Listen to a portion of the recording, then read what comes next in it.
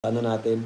O nga pala, isa pa po yan, pag palaging nakikita, palagi ko nababasa sa comment and sa live ko, malaking ano po sa akin yon, malaking point po sa akin yon. Kasi, ibig sabihin, solid siya, nanonood siya sa live natin. So, si Orida TV, palagi ko yung napapanood, Yan din si Kuya Potpot.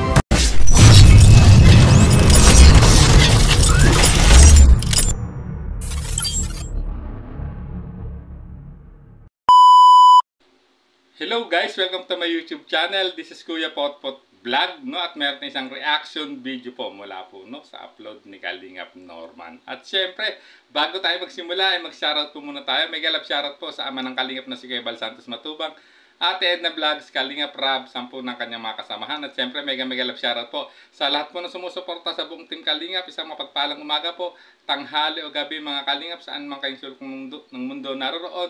Naway lagi po kayong gabayan ng ating poong may kapal. At ayan guys, no, may panonoorin ako sa inyo na isang maikling video clip mula po sa upload ni Kalingap Robot na talaga namang matutuwa kayo guys. So, sundan po natin.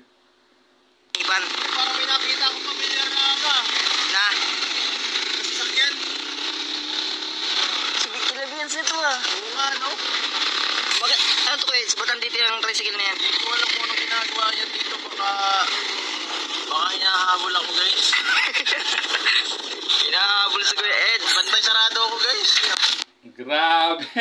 Dito guys, no, magkakasama po sila Kalingap Edu, Norman, Gilo Mags, Romel at isa pang kasama nila sa pag-scout, no, sinamahan nila si Gilo Mags na bisitahin yung kanyang beneficiary at yung beneficiary po, no, ni Kuya Bal, no. At dito guys, pagkatapos nilang kumain ay lumabas na naman na ang magiging makulit, no, ni Kalingap Edu at may napagtripan na naman po guys na at nakita na naman na isang tricycle na katulad o kakulay po ng tricycle, no, nila Baby Beyonce o ni Wifey at agad na mga gumawa na naman ng kalokohan at sinabing pamilyar daw yung tricycle at parang may sumusunod sa kanya, no, parang tricycle daw po, no, nila Baby Beyonce at parang feeling niya ay sinusundan siya ni Baby Beyonce at bantay sarado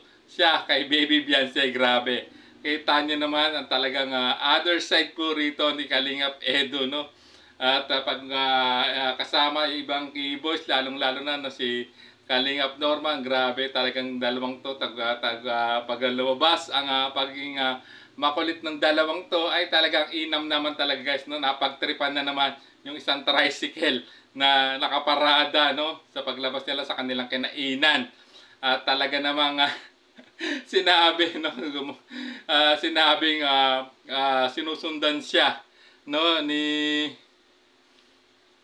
Baby Beyonce guys, no. Mukhang bantay sarado itong si Kalingap Edu, no, kay Baby Beyonce. Grabe, ang lakas ng trip po ni Kalingap Edu guys. So ayan, at nalaman na naman natin ang kakulitan po ni Kalingap Edu, no.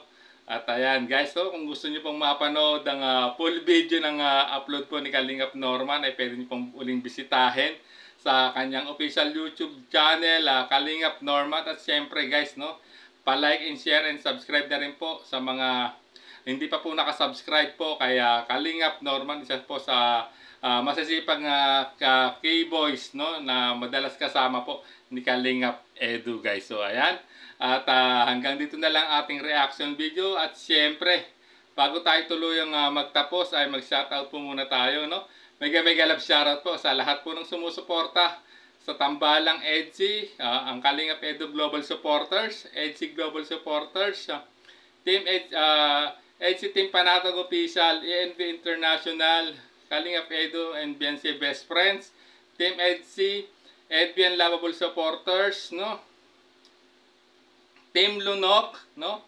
At siyempre sa lahat po ng individual na nagmamahal at sumusuporta po sa Tambalang EDSI, mega love shoutout po sa inyong lahat. At sa guys, pakisupport din po ang lahat po ng mga channel, ng mga deputy at ambassador po ng lahat po ng Kalingap Landing Pads po. So maraming salamat po. Hanggang sa muli po nating reaksyon. There's a vlogger named Kuya Papa, spreading good vibes, giving all he's got. With the camera in his hand, he hits the road, capture moments, sharing stories untold. Kuya Papa, he's the one we adore, bringing smiles, he's got so much more. In this crazy world, he is a ray of light.